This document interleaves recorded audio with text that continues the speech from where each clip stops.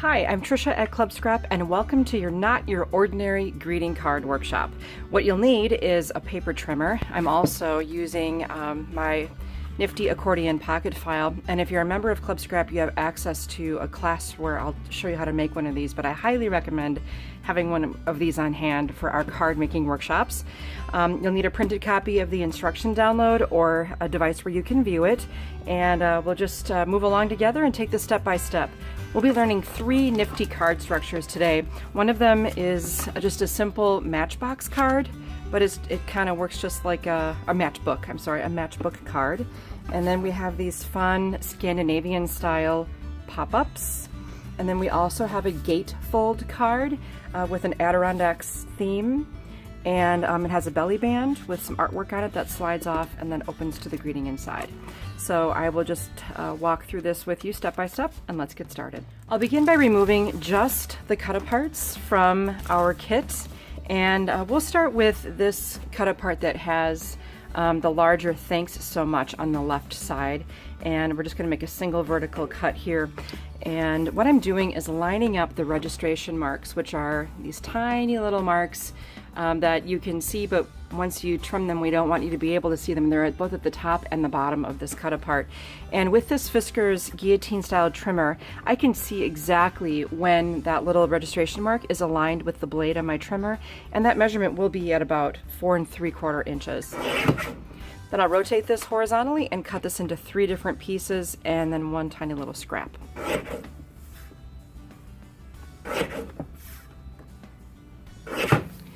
Now, this Scandinavian style artwork will always be put into our pile for card group B. So I'm going to put this in the second pocket of my folder, and I'm just going to call that pocket B. Next, I have the Adirondack themed trail maps here with some sentiments on them, and I'll trim these into 4 separate sections. Now, all the cards of this style will go in pocket C, or if you don't have the accordion pocket file, then just put them in piles. And this is a little scrap here. Next, I'm going to grab the sheet that has some more delicate feminine artwork on it from our vintage botany collection. Thank you so much will be in the upper left corner, and you'll trim off this narrow strip first. And another strip. Now rotate this piece so that the scrap falls off the end of the trimmer blade first. So this feminine style artwork is part of that matchbook card series. This will go in the first pocket for set A, and then we'll trim this horizontally. This is set A. The Scandinavian goes in set B, Adirondack set C. And now I have a strip of some sentiments that I'll separate. And all 4 of these go in pocket A. And now, welcome to Squareville. We got a whole bunch of squares and some tiny rectangles here, and a long scrap on the right edge. We'll get rid of that first, and then separate into 4 columns. So the first 3 strips all have squares of Scandinavian style folk art on them, followed by 1 square that will be filed in pocket C with the Adirondack. So all of these go in pocket B, and that will go in C, and that'll be the case for all 3 of these strips.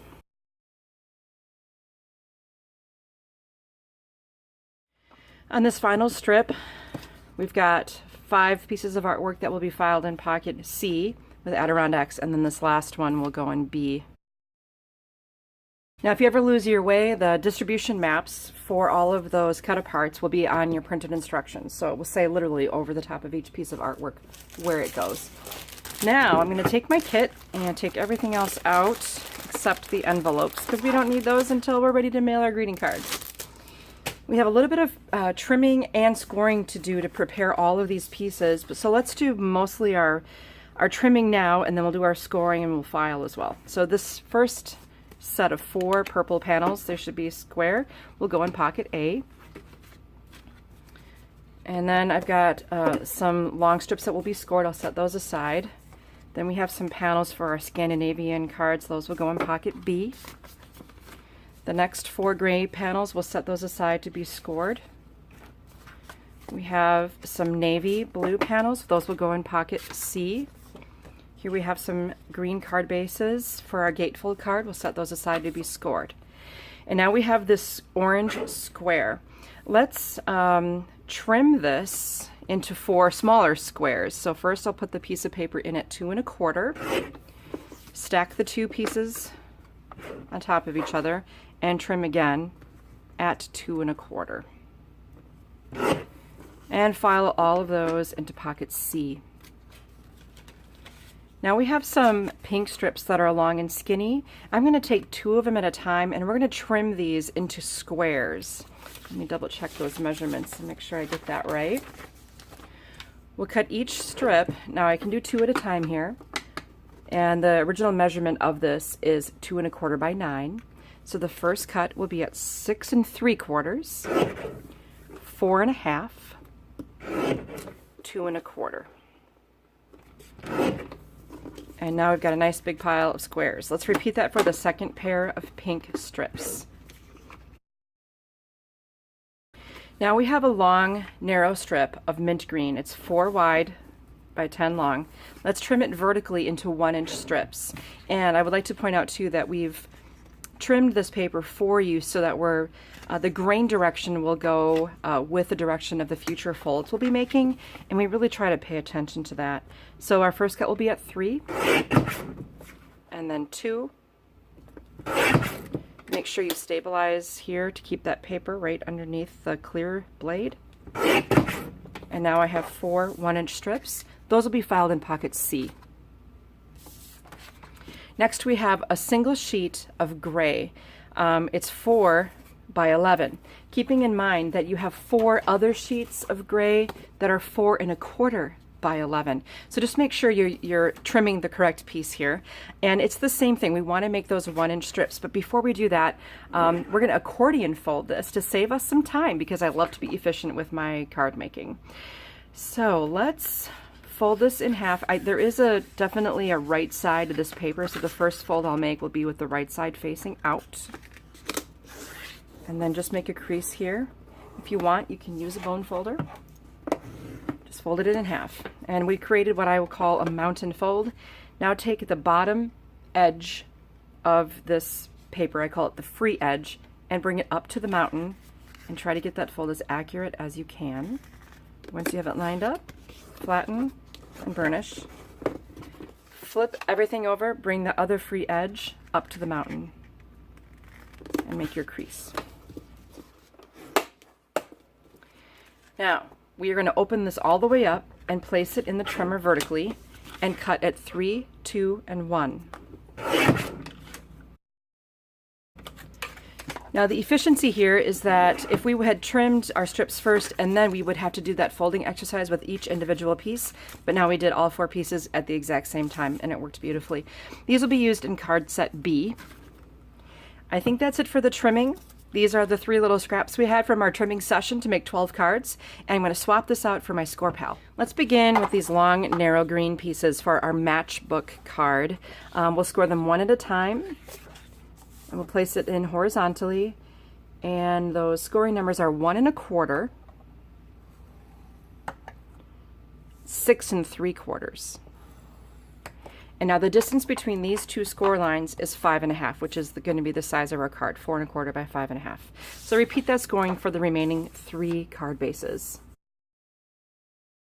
And let's set these papers aside in pocket A.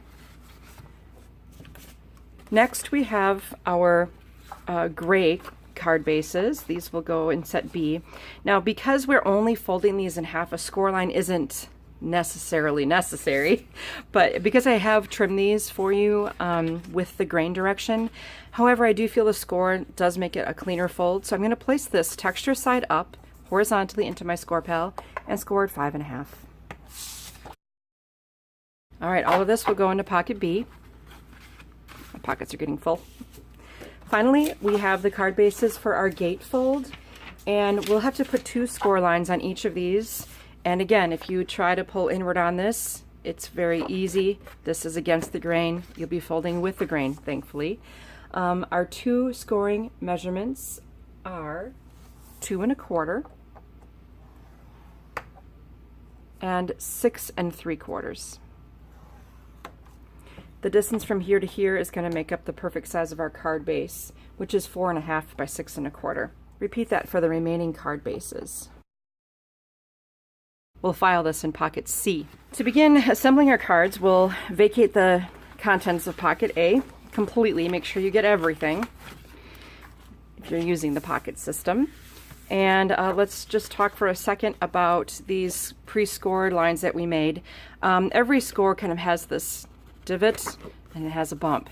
So the way I help students remember which side of the fold the bump goes on is imagine that that bump is a worm, and with every fold we make we want to bury the worm. So I should feel a bump here, and then that's where I will bury that worm in that fold. And then we have a small tab here so you can see how that matchbox is being formed. And the final size here is 4.25 by 5.5. Repeat that with all remaining card bases. Our next project is to simply take some adhesive and nest all of the square art panels onto the purple mats. I'm going to use my favorite adhesive. It's an ATG gun with ATG tape. Adhesive Transfer Gun is what that acronym stands for. And it's my favorite, most efficient adhesive out there.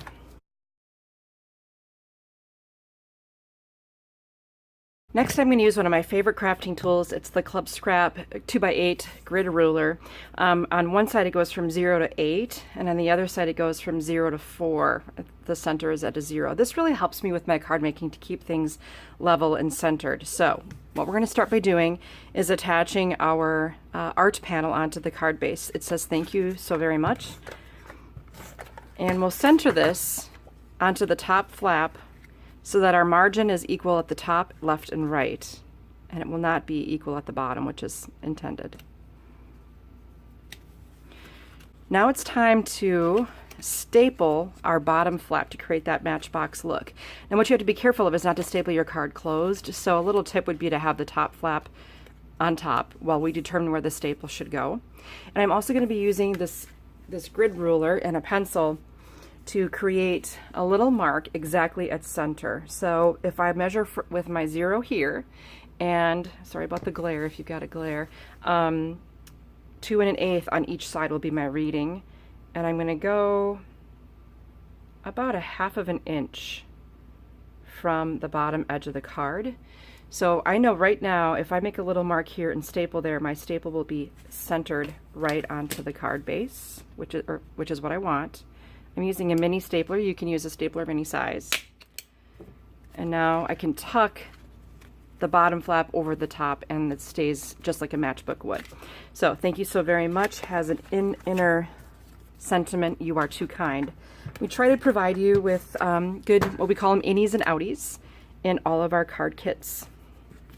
And then just tuck that in. Really, really sweet. We'll repeat those steps for the remaining cards.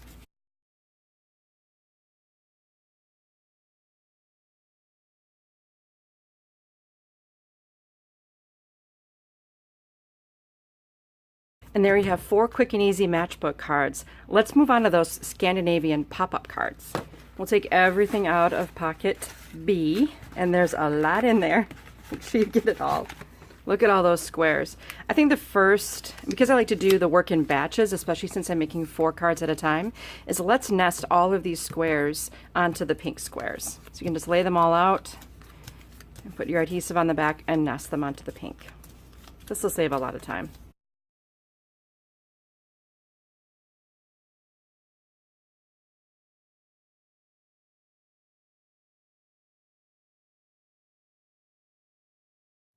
Now we also have these 4 art panels for the outside front of our card, and we have a companion nesting panel for these as well. So we'll go ahead and nest those too. Now we have our card bases. We'll fold these in half. Here's the bump of the score. Remember to bury the worm. Now let's build our mechanism for the pop-up on the inside of the card. And if you look at your instructions, you can see which pieces of artwork that I used on each card, but of course you can use whatever pieces of artwork you want in any order that you want. For this one, we're going to use Party Owl the Time, one of these floral pieces, the flower bud, a medallion, and a collage.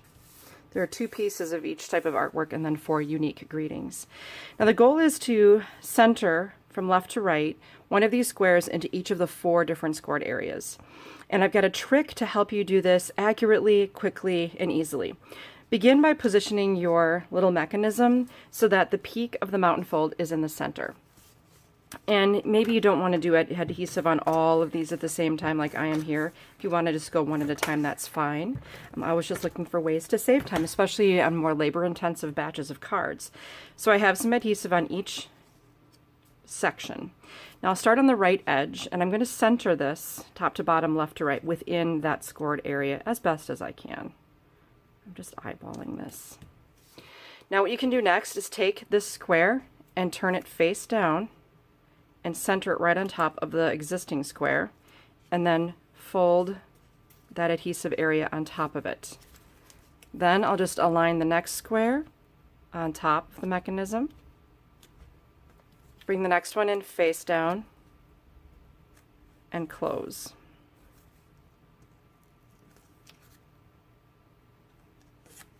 And that ensures that all of the pink squares are level with each other and square with each other. Now I'm going to attach this mechanism to my card base. And I find the easiest way to do that, and if you really want to make sure it's centered, I'm going to take the 0 center of my ruler, place it along the edge of the card, and make sure I have 2 1/8 reading out on each side. Then I'll take the mechanism and center that, so it's going to be at a 1/2 inch above and below center. Here. Okay, so now this mechanism is right up against the edge, and I'll put adhesive just on the gray area of the mechanism, and then just close the card. Now notice there's nothing on the card yet, because if you accidentally put the mechanism upside down, it's easy to fix. And then I'll flip the card, open it from the other direction, apply adhesive to the mechanism here as well, and then sandwich it in there. So we flip it back, open the card, it's centered and exactly where we want it. And it says party all the time, so I'm going to be adding my happy birthday to the outside front cover of the card base. Just center that right on there. Isn't that sweet? I really love this. It's just so fun. And plenty of room still to write a message as well. And then repeat that process for the other cards. So remember always to have the peak of the mechanism at the center.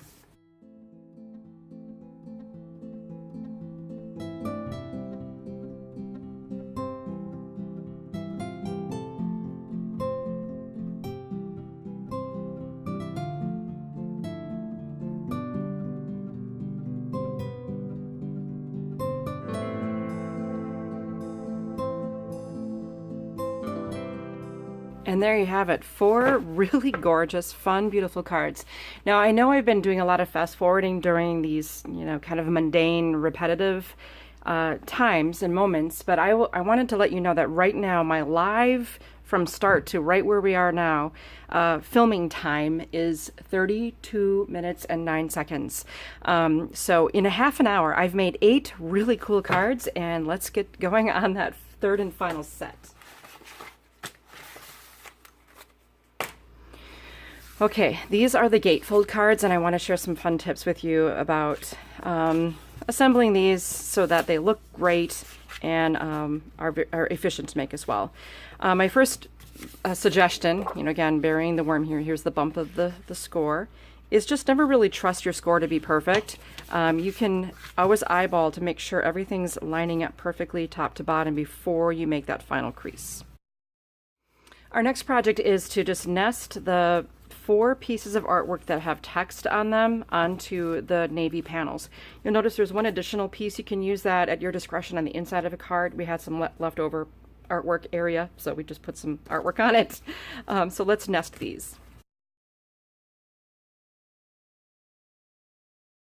Our next goal is to center this panel onto the card base. And we're only going to attach this to the left flap of our gatefold, because if you were to put adhesive on the entire back of this, you're going to make a lovely, weird-looking postcard. So just make sure that everything's centered. And, for that, once again, I'm using my grid ruler. I honestly wouldn't craft without one of these. Then the dimensions I'm looking for here from left to right, if I position this on the bottom of the card, will be 2 1/4 on each side.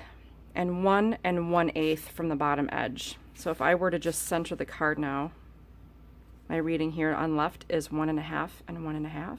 And I'll just verify that up here it's also 1 1/8. Now how do I find 1 1/8 with this guy? It's pretty easy. If the ruler is just resting literally on the bottom edge of the card, every square on this ruler is an eighth of an inch.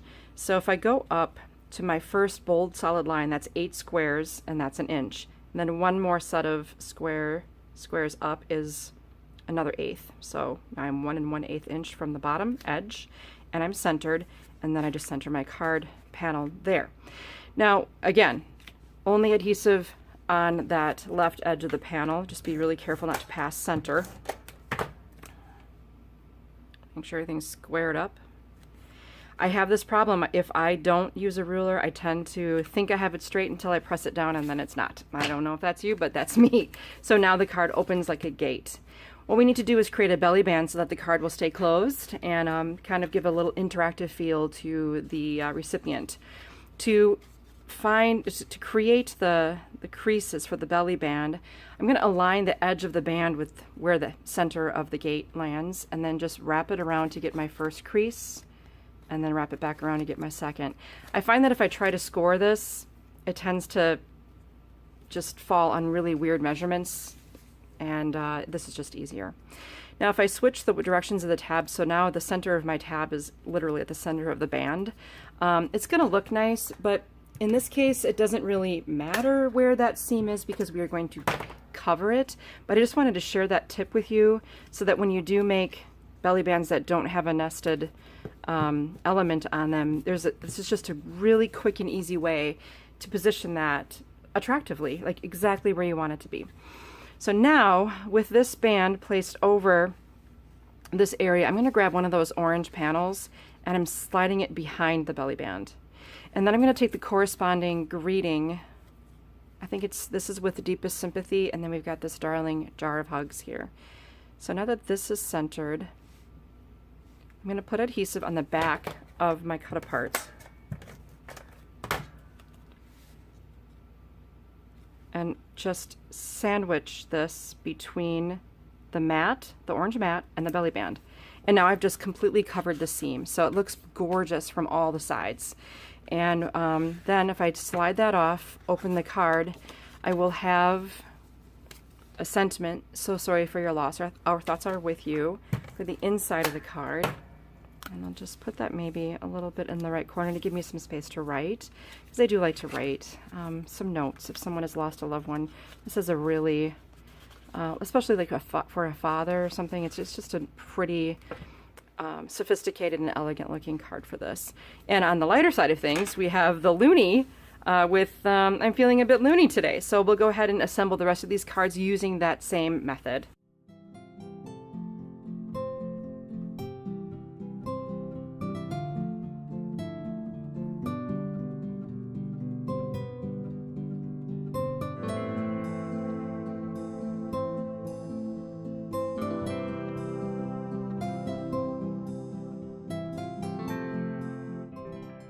And there is your final 12th card in this Not Your Ordinary Greeting Card set. There are the other 3 of those.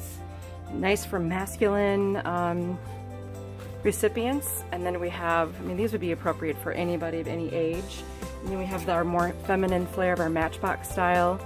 And then don't forget, in your kit you also receive the 12 envelopes for all of these. But not only that, the value here is that if you happen to have a stash of paper at home, once you've learned these card structures, your instructions will provide you with all the measurements you need to make more cards of these styles on your own, and then you can use up your stash as well. And I also wanted to mention that if a cut apart or a sentiment isn't what you had in mind for that particular card, flip it over, use the plain side and perhaps a rubber stamp from your stash to stamp the greeting you're looking for. Well, again, I'm Trisha Morris from Club Scrap. Thanks for joining me on this card making journey, and we'd love to have you join our monthly card club kit. We'll see you next time.